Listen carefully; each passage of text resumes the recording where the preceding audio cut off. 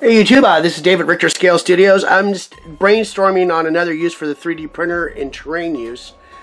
I came up with this.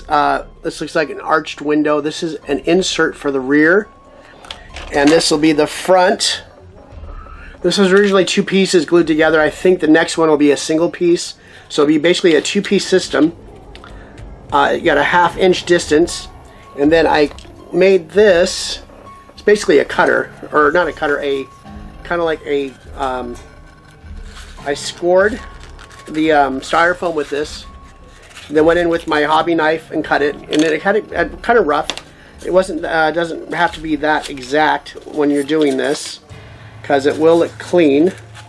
And you put it in your frame, and then let's see here. I got some foam safe super glue.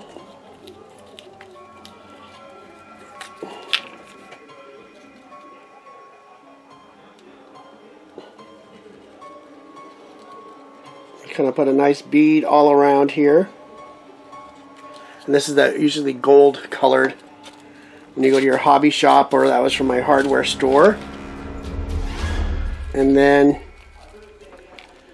line this up as best as you can.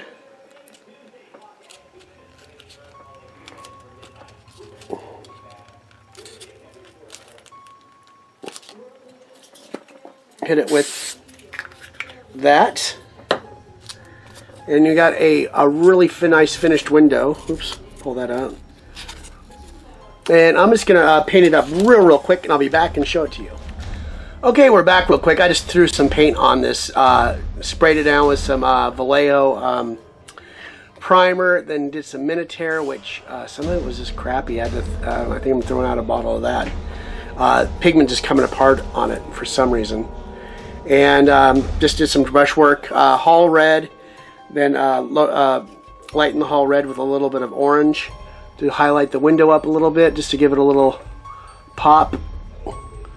But I really like how that works out. Now you have a finished window, especially if you're making tabletop terrain with styrofoam, which is very common.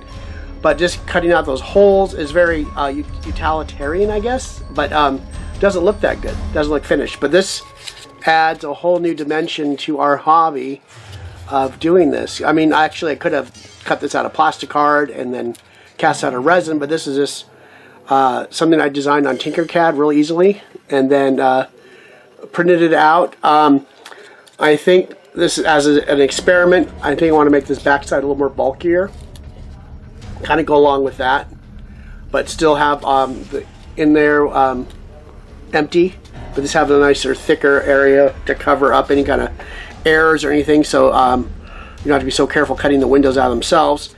And maybe trying to cut this window out thinner.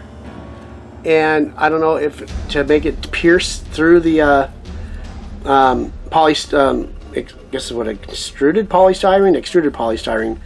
I don't know if that'll work or not, but it worked okay as a something. I just line them up on your building, press, and then go in and freehand it with a nice clean hobby knife.